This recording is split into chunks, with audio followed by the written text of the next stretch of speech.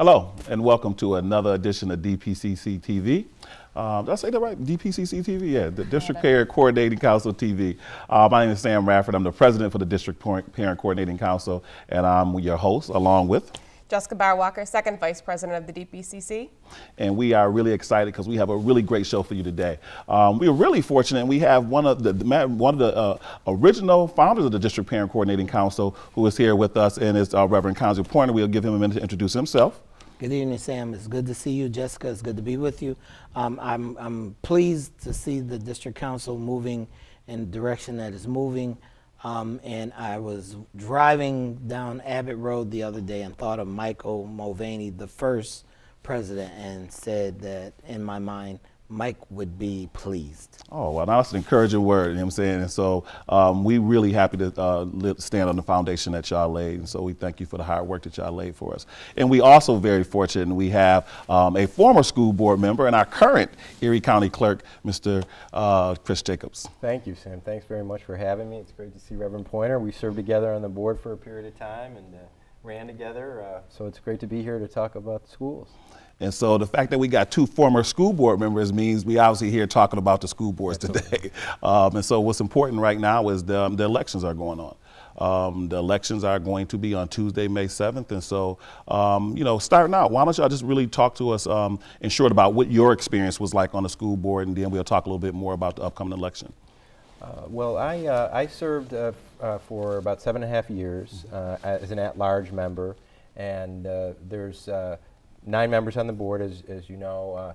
6 of them are district members, which are up this year, and then 3 are at-large citywide, which are 5-year terms. The district ones are 3, so they're staggered. And I ran twice, and I absolutely loved being on the board. It was a great experience. I believe I contributed to the positive move forward as part of the team on that board. I always found it fascinating. I learned something every day I was on that board. And I would encourage people who are interested. I came out of a kind of a different background. At the time I was not a parent, did not have any children in the schools. I do now, my stepson's in the system, but I was a founder of several initiatives in education outside of the public schools. I was a founder of the Bison Scholarship Fund, which was a scholarship fund for low-income children in the city to go to private grammar schools. And I was one of the founders of one of the first charter schools, the South Buffalo Charter Schools. And out of that, I kind of talked to a lot of parents who had come out of the system looking for other options. And it was bothersome to me of their experiences in some of the schools. And my view was, I am an advocate for choices, but I also believe that the system itself, the district system, needs to be strong. And I said, well, time for me to go in and try to help that system.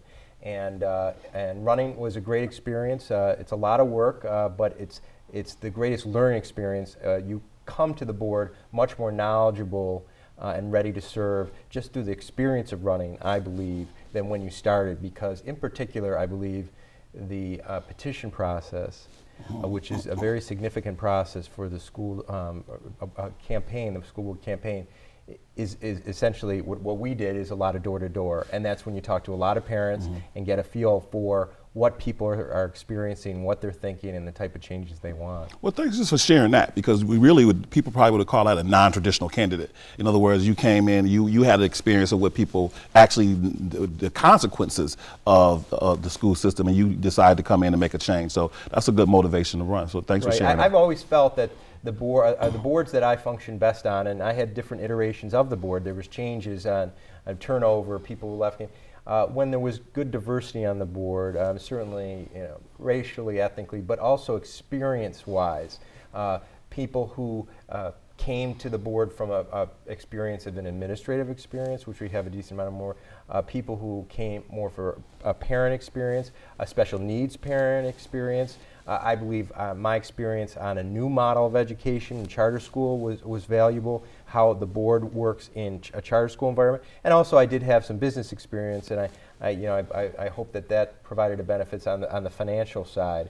But I think what happens then is the board begins to find complementary functionality with one another and learn from one another. And I learned a great deal from a lot of board members, and I think that's a major element of a good board member is not thinking you know everything. Because I don't care how much you think you know, once you're on that board, and especially, I always have said I wish that the not only were the school board meetings televised, but that the committee meetings were televised. Because the committee meetings are really where, and you've been to them, Sam, a lot, that's when we talk about the meat of things, where we really get into it, and there's more of a dialogue. Exactly. And we're not just the superintendent participating, but the administrators who are very knowledgeable, and we also have principals and teachers come in and talk to us, and we really can go back and forth and learn. And that's why, you know, sometimes people say, well, it doesn't seem like you really talk a lot on the board. Well, actually, a well-functioning board meeting should be really approving what was done at committee. And I also would say that I really think we need to have attendance for board members at committee meetings. No question. It is really troublesome when a board member does not come to committee meetings. And it is disrespectful to the other board members who spend so much time on it. And then just show up to vote and they have a discussion during the vote. And also the functionality of a board, if you don't have board members going to the committee meetings, then you come to report out and they're asking the same questions of what was resolved in the committee. So it's not fair to other board members' time, and it really mucks up the way a board should be running. But I know you're talking about the running for election, which I think is critical. And first thing I would say is vote. Please vote. I think one of the biggest challenges for school board elections is the low turnout. And you know, we've had elections where board members elected with 100, 200 votes, and you are putting somebody on a, and no one realizes, most people don't realize this, the budget in the city school system is twice the size of the city of Buffalo budget. So some of these board members are getting on with 200 votes, and they're managing and overseeing almost $1 billion budget. It's an awesome responsibility, and parents and others in the community need to be engaged. And you know, as we get ready to go to Reverend Pointer, that's the point. I mean, that's one of the main points we're here today to talk about, to make sure you get out and vote, because I mean, either you're gonna get out and vote and be part of the solution now, or you're gonna not vote and complain later. So, Reverend Pointer, what about your experience? Chris is really kind in the way he frames that. You know, I mean, I must have sat at the board table long enough to rub off on him some of the redemptive power of the gospel. I learned on the board. Because he has framed that the redemptive power of the gospel. The redemptive power of the gospel. He has framed that in such a kind, gentle way. When I think more, I'm going to try and give you a stark reality of what it looks like. First and foremost, I think that in order to run for the school board, you've got to be committed, and not. You know, you can't be coming to this, well, you can, but you shouldn't come to the school board and use the children in the district as a stepping stone to higher office. Now, you're certainly capable of doing that because, you know, as an American, you have those rights. Okay. But you know what? I really would that you would go somewhere else, because school board service is a specific kind of skill set that is required. First and foremost, you've got to care enough about every student so that you don't get bogged down in the minutia of operating a school district. And in fact, people come to this with ideas about changes they're going to make. Well, you as an individual make no changes, because you better be able to count to 5. Because without convincing 4 other board members, there is no action for you to take. You come to this, now I came to this differently than Chris. I came to this, my first school board election where I participated was the election that initially brought Florence Johnson to the Buffalo Public Schools. I'm very proud of that. 1992? Yeah. Very proud of that commitment and participation, because Ms. Johnson was my Sunday school teacher. I've known her most of my life. I knew of no one, and I had done classroom work with her as her classroom assistant. So I knew of her commitment. And she was an educator of exceptional children. And when you can work with children who come to you with profound disabilities, and be nurturing, engaging, and at the same time, the children leave you in a better educational condition than when they arrive to you, that I think speaks volumes. And there are tremendously gifted people in this school district who do that every day. So you first got to come to this with a commitment. I was actually helping Chris and Mrs. Johnson and 4 parents who were running for school board the first time that I had the occasion to run. People may not remember Donald Van Avery dropped out of that first race in 2004. And, you know, I was like, you can't be serious. And he dropped out at what I thought was a really inopportune time. And so I felt compelled to run. And that wasn't at large seat, or that was the North District? I ran at large. Okay, gotcha. I ran at large, and that was the election that at large we elected Florence Johnson, Dr. Catherine Collins, and Christopher Jacobs. And though I ran at large, I was not at all diminished by their election. As a matter of fact, that was the outcome that I really wanted. I simply did not want to serve on the school board at that time. I did come to serve on the school board later, though, by appointment, and I did run for the school board later. And what you discover as you're going door to door is, one, that it's cold, because we began petition collection in February. It's not comfortable. And you have to go door to door. You cannot stand, because if you're running in the district, you need to be in that district to collect signatures. So you can't stand at Tops or at Wegmans or some of the local places where you might go otherwise to gather signatures. You got to go door to door. You've got to target it. Reverend Porter, just to jump in there really quickly, when you're talking about this experience, we're trying to get the word out to the community and parents about what they should be expecting right now. So the petitioning process is going on right now. What are some things that parents in the community need to know when they have a potential board candidate or current board member who's collecting signatures? What are some questions that they should be asking in regard to commitment, or just some of the logistics that you're talking about? You know, first thing you want to ask them, at least the first thing I ask when people come to my door, is what is your view of school reform? What do you believe we need to do as the Buffalo Public Schools, not just to engage students, but to improve the environments in which we send children every day? You need to ask them about their fiscal experience. I mean, have they operated their own budget at home? Have they operated a budget at work? Have they been responsible for a portion of a budget where they were the ones who built that particular portion of the budget and built in the lines upon how that budget would be drawn down? What roles have they played in oversight? I mean, as parents, we all play oversight roles because we oversee our children on a regular basis. And if we're intelligent about that, we oversee them everywhere, not just at home. But, you know, I follow my children to school. I got acquainted with their teachers. I got acquainted with everybody, including the engineer and his assistants, because I thought that everybody has an impact. And as parents, you have the greatest impact. Not only so we should be asking a lot of questions. You should be asking a lot of questions, not just signing the petition. And so we shouldn't be signing more than one petition for a candidate, correct? Well, you can sign more than one. It's not wise.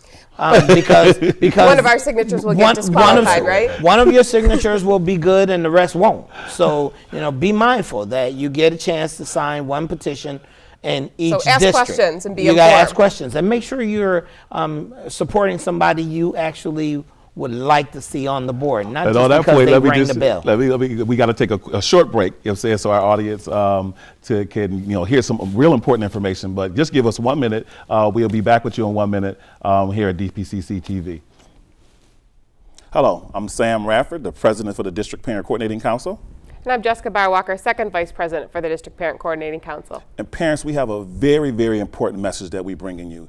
On Monday, April 1st, is the very last day that every senior in this district has to turn in their Say Yes application for the Say Yes scholarship.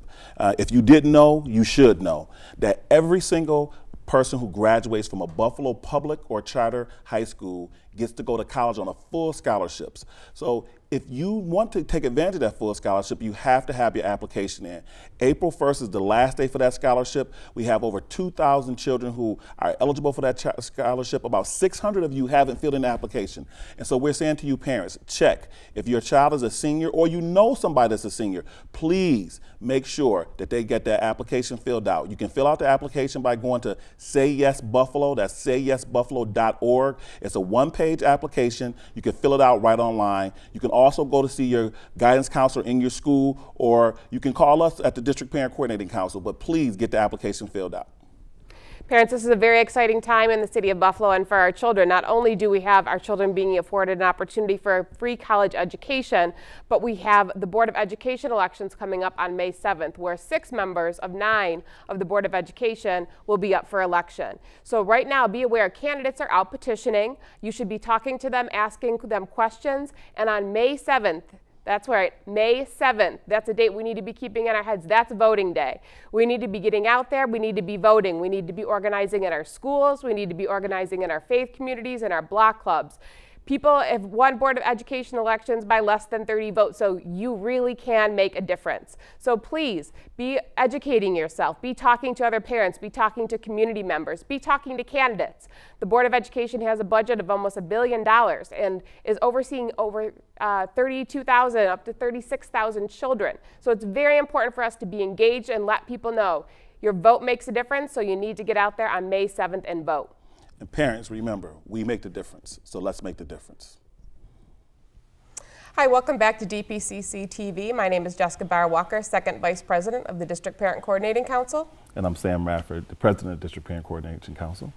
And we have with us 2 wonderful guests today talking about the Board of Education elections coming up, Reverend Kaiser Pointer and Mr. Chris Jacobs. So before the break, we were talking a little bit about what do parents really need to know? What do community members need to know? We know that Board of Education elections are coming up on May 7th. We know that candidates are out petitioning, going door to door right now, maybe asking parents and community members for their signatures.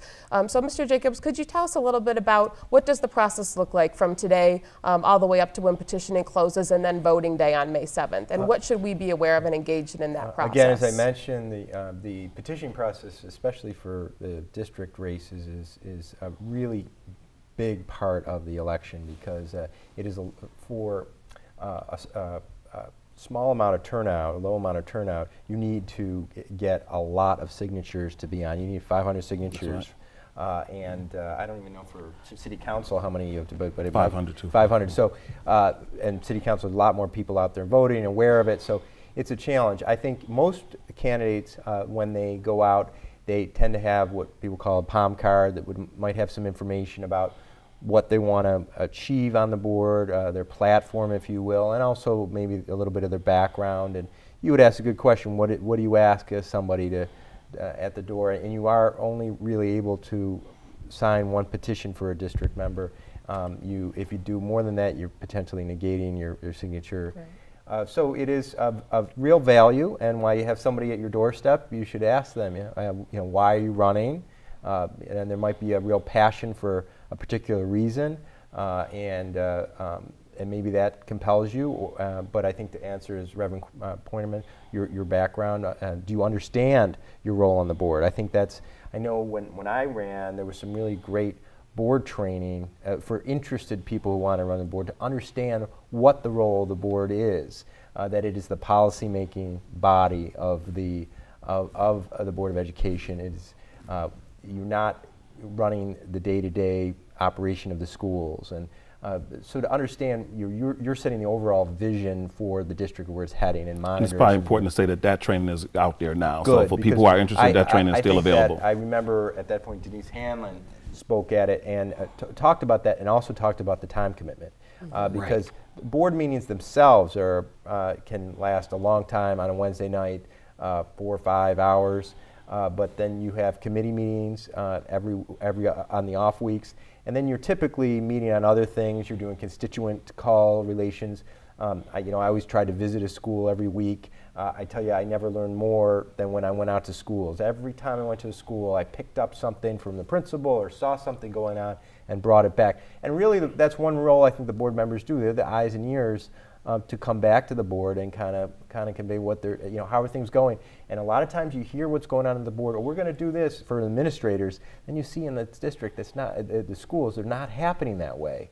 And that's why you cannot, it's not that you don't trust what's happening at the board, but you need to verify it by being an active school board member. So you have to ask yourself, do I really have the time to commit with all the other things? And you don't really get paid very much from it, so it's so very this is really like a full-time job, and you get a small stipend. It's a stipend, and if you want to do it right, you have to commit. And as I said, we've been on the board a couple times where people were only showing up to the meeting, and they weren't participating, and they're really doing a disservice to the folks that they're representing. Well, put that in real time so people can understand. How many hours a week in actual? I would say, safe to say, 8 to 10 hours a week at a minimum. Well, the board packet arrives on Friday. It's between 400 and 600 pages. You need to sit down between Friday evening when you receive it and Monday morning when you need to have questions for some member of the staff to go do further research. So, I don't know how much people tend to read, but it's a tremendous amount of reading. It's a tremendous amount of thinking and posturing about what you read and digesting it, and then asking the right questions that can help you delve deeper. And then I thought that we should be committed to doing other research outside of receiving our packet. Thank God it didn't pass that. That we needed to be honest about our service on this board. You've got to do some more work other than just reading through your packet. And it is the most disheartening thing to sit at the board meeting, having done your work, and see another board member sitting, leafing nervously through their packet while we are being given presentations that are important, and then asking 3,000, I told you Chris was nice about this earlier, asking 3,000 stupid questions that have already been answered because you were simply not at the committee meeting.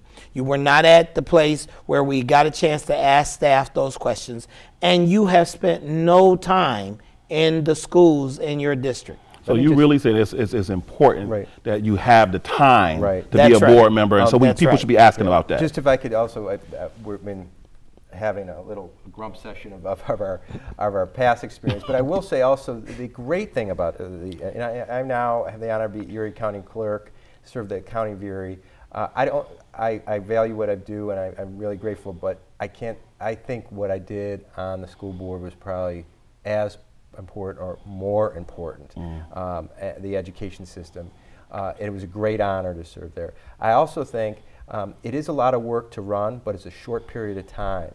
And it also is the lowest level of electoral office. I don't mean, I think in terms of responsibility is high. Responsibility the highest, and probably important the highest, but lowest as far as the amount of votes, the amount of resources you need to raise. People have done it on a shoestring budget. If you're committed for the next couple months to work your tail off and get out there, if you're passionate to do it, you can win and represent you and make real change in this district.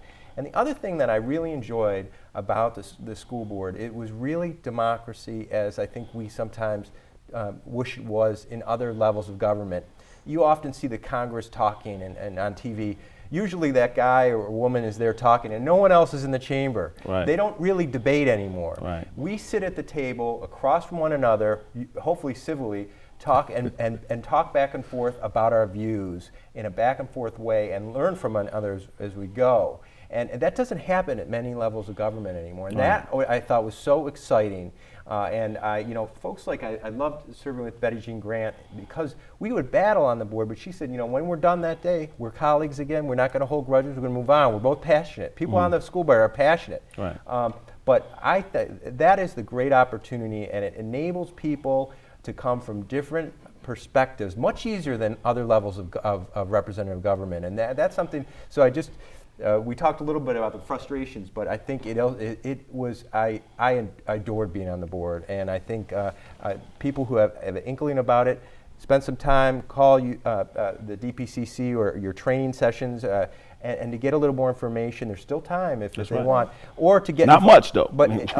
Or if Well, yeah, because you missed out on a week of petitioning. As Reverend Kaiser mentioned, get involved this time around, Right. and then maybe next time around. And that's Learn the most about the important process. point. Yeah, Right. Get involved, learn the process, recognize the tremendous amount of time that you need to be an effective board member. And then listen, you've also got to be, you know, one of the questions you can ask at the door is, how do you play in the sandbox? Right. Because you don't want somebody sitting at the board table who's going to be rude, who's going to be obnoxious, who is going to discount the work of the other board members and grandstand, because that's not what the school board is about. People can work well together. Right. People need to be able to work collaboratively, and they work need, with the public and parents too. And no, they need to form a coalition with parents, with teachers, with administrators, because that's the best way that we give students what they need. Now, this is a great point, and I think a really important question for parents to be asking.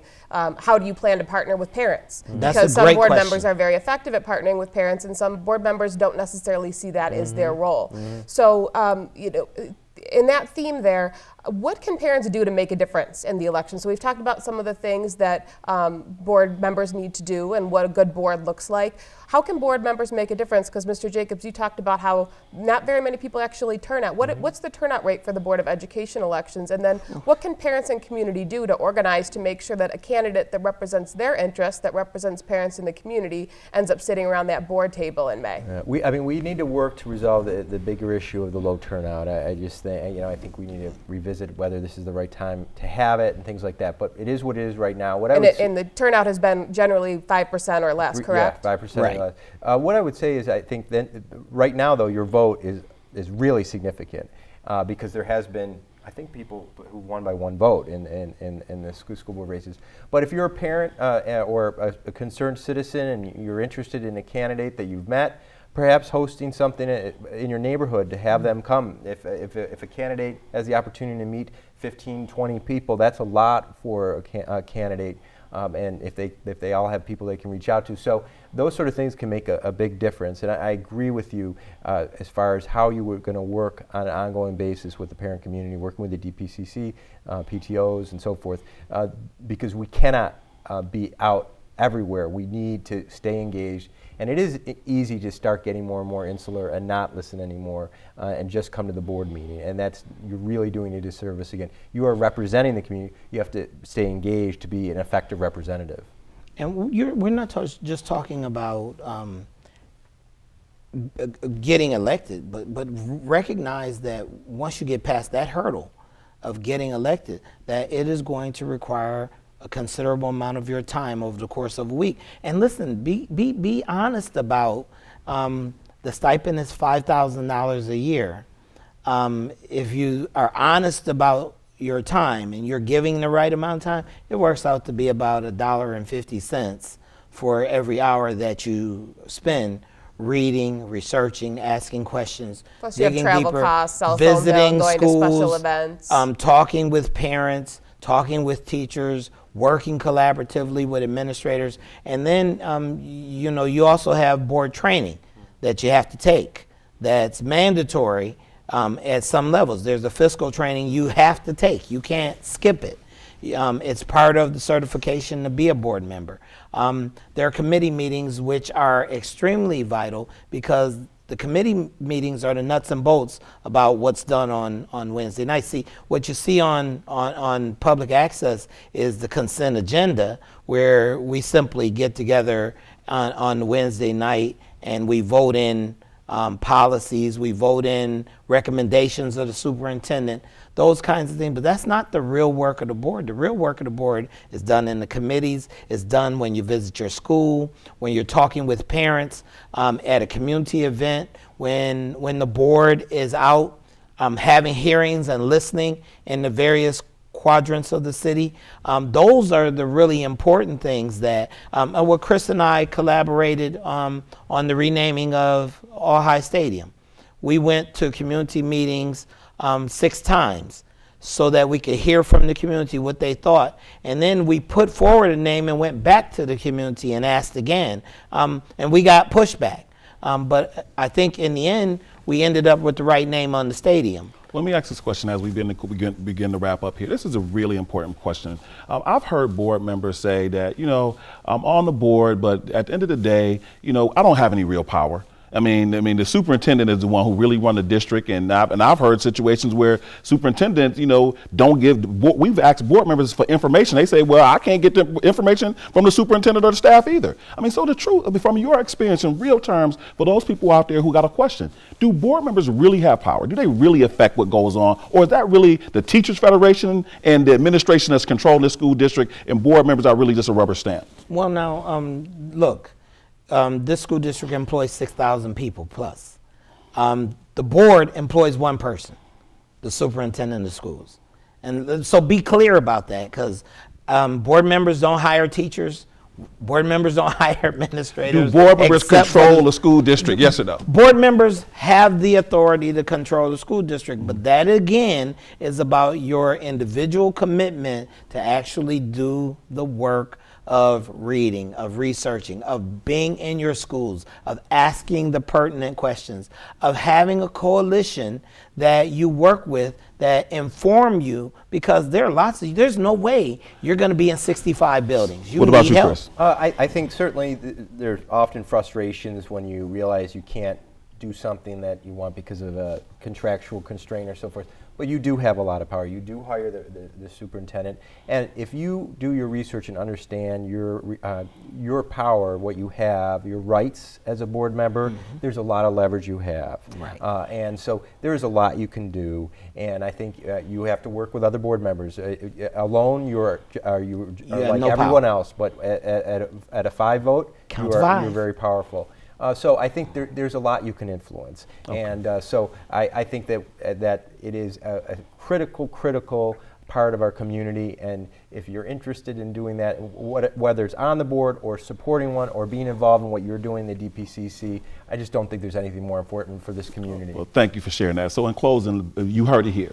I mean, the bottom line is that board members are the responsible entity. They have the power to make the difference, ultimately by choosing the superintendent. So if a board member is telling you that there's nothing they can do, I mean, that's not the right board member for you. That's really the discussion we've been having. That's the right answer. It's been a great discussion. We appreciate you taking our time out to schedule to share with us. Anything either one of you want to say in closing?